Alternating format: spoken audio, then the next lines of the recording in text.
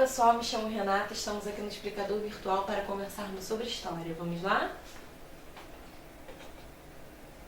Nós falaremos agora sobre o Brasil português. Então, pessoal, nós já conversamos sobre a colonização, falamos também o que proporcionou essa colonização, principalmente na América, né? Como esses europeus eles conseguiram chegar. Por que eles quiseram investir nessas expedições marítimas? Por que teve o apoio do rei? Por que teve o apoio da burguesia? Por que financiaram essas viagens? Nós já conversamos sobre todos esses assuntos e agora a gente vai falar específico sobre o Brasil, né? Nós falamos sobre outros territórios na América, como países que nós conhecemos hoje, né? Estados Unidos, Canadá, a América Latina também, como Chile, Peru. Falamos sobre o México, ou seja, falamos sobre a colonização inglesa e a colonização espanhola. Agora, com a colonização brasileira, ela foi feita principalmente pelos portugueses. Por isso que nós chamamos de o Brasil português. E quem foram, né, esses pioneiros que chegaram até o nosso território? A gente tem aqui a imagem de Pedro Álvares Cabral. Pedro Álvares Cabral saiu em março de 1500 em Portugal com a intenção de chegar à Índia, porque até então o continente, né, asiático, ele proporcionava muitas especiarias, temperos, além de tapeçaria, pedras preciosas, e esses produtos eram muito comercializados na Europa por um valor muito alto. Então, no primeiro momento, essas expedições marítimas, elas tinham o objetivo de chegar até a Índia para poder adquirir esses produtos, principalmente as especiarias. Tudo bem? Só que Pedro Álvares Cabral, ele foi orientado pela coroa portuguesa para que ele atestasse qualquer terra que ele pudesse deparar-se no caminho. E o que significa atestar? Toda terra, né, recém-descoberta, ela seria de posse daquele que descobriu. Ou seja, se Pedro Álvares Cabral está representando a coroa portuguesa e ele descobrisse um novo território, logo ele teria a posse daquele território em nome da coroa portuguesa e ali ele poderia atestar, ter a posse. Tudo bem? Então, olha só. Em 22 de abril, ele saiu em março de 1500, em 22 de abril, Cabral vai acabar desembarcando na costa do atual estado da Bahia, lá no nordeste do Brasil, e encontrou diferentes grupos indígenas habitando a região. E aí a gente vê o início dessa nossa colonização. Tudo bem, pessoal? Em relação aos nossos indígenas, nós temos uma videoaula específica sobre o assunto. Se vocês quiserem saber um pouquinho mais, é só acessar. Tudo bom? Então, sobre o nosso território brasileiro, nós temos aqui uma imagem de uma carta. E que carta é essa? Pedro Álvares Cabral, ele trouxe consigo, né, sua tripulação, e veio também um escrivão. Escrivão, lembra o que? Escrever, né? Essa era a sua função. O escrivão da esquadra, que se chamava Pero Vaz de Caminha. Pero Vaz de Caminha, assim que chegou até aqui no Brasil, ele descreveu, olha só, antes de qualquer assunto, o Brasil não se chamava Brasil ainda, tudo bem? O Brasil só vai receber o nome de Brasil lá para aproximadamente 1536. Antes disso, teve vários outros nomes. Por enquanto não era Brasil, tá? Então, olha só, ele vai descrever as maravilhas dessa nova terra descoberta, sobre os nativos que aqui viviam. E ele vai escrever para quem? Vai escrever para o rei de Portugal, tá? E quando ele escreve essa carta, é o que nós temos hoje, né, como o atestado da posse e um atestado de reconhecimento do território, um reconhecimento que nós hoje podemos comparar como uma certidão de nascimento. Lembra que Cabral tinha que atestar as terras conquistadas, recém-descobertas? Então, Essa carta atestou a posse dos portugueses sobre aquele território e fez com que aquele território fosse reconhecido. Uma vez, nós podemos comparar com uma certidão de nascimento, ou seja, seria o nascimento do território brasileiro. Tudo bem? Pessoal, os portugueses, conforme o que Pero Vaz de Caminha escreveu na carta, né, acharam a terra muito formosa e que nela eles ainda não poderiam saber se existia prata ou qualquer metal precioso, principalmente o que? Ouro, que era uma das grandes intenções da coroa portuguesa. Lembra do metalismo? Isso aí, uma das técnicas do mercantilismo, que tinha qual função? Muito bem, enriquecer os estados, né, europeus. Então, a grande busca era por metais preciosos. Não se esqueçam, pessoal, qualquer dúvida é só retomar a videoaula, tudo bem? Vamos continuar? Isso aí, história é sempre uma causa, consequência, né, continuação. Se nós entendermos, fica melhor compreender, muito melhor do que decorar. Então, vamos lá.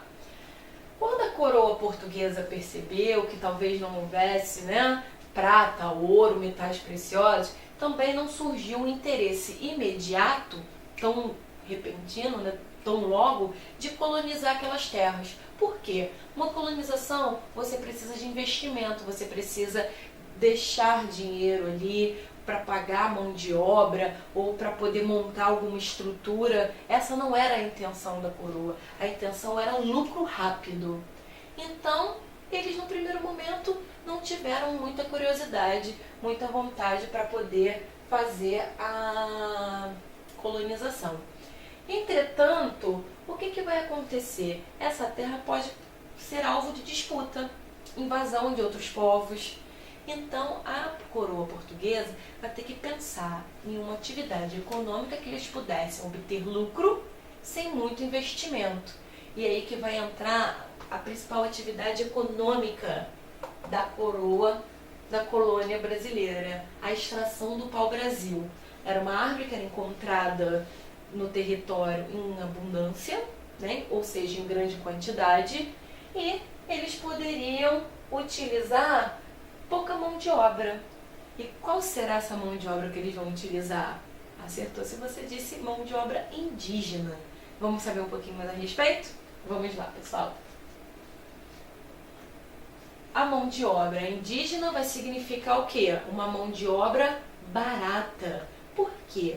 Porque os indígenas, eles serão fáceis de serem convencidos a trabalhar. Eles vão trabalhar em troca de materiais para os portugueses muito simples, objetos como espelhos, miçangas, pentes. Para os indígenas era novidade, para os portugueses não. Essa mão de obra, né, em troca de algum objeto, é chamada de escambo. Tá? Então a mão de obra nesse primeiro momento vai ser caracterizada pelo escambo. E a mão de obra baseada em quê? Na extração do pau-brasil.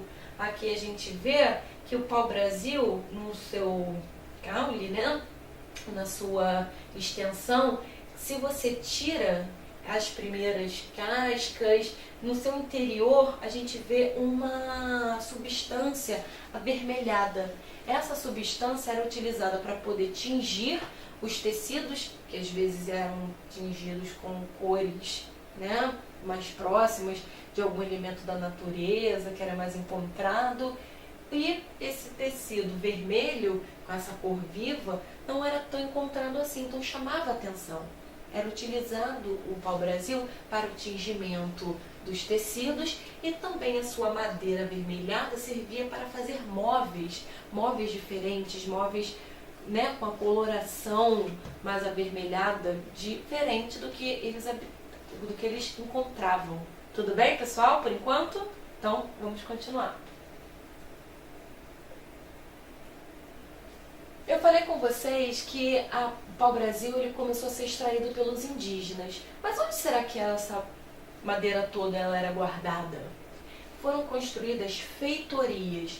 feitorias, são grandes armazéns, né, fortificações, onde essa madeira ela era guardada até o envio para a metrópole. Tudo bem, pessoal? Então, em relação ao pau-brasil, né, essa atividade econômica, a gente pode ver aqui na imagem a utilização da mão de obra indígena, a gente viu que ela era feita através do escambo, ou seja, essa troca, né, da madeira, mão de obra, por objetos, miçangas, enfim, passou a ser um negócio altamente lucrativo para a coroa portuguesa. Como eu já tinha dito para vocês, o território por si só já seria alvo de disputas, né, por uma possível invasão. A partir do momento em que percebia essa atividade econômica lucrativa de exploração de madeira, isso atraiu os piratas franceses, que tinham o quê?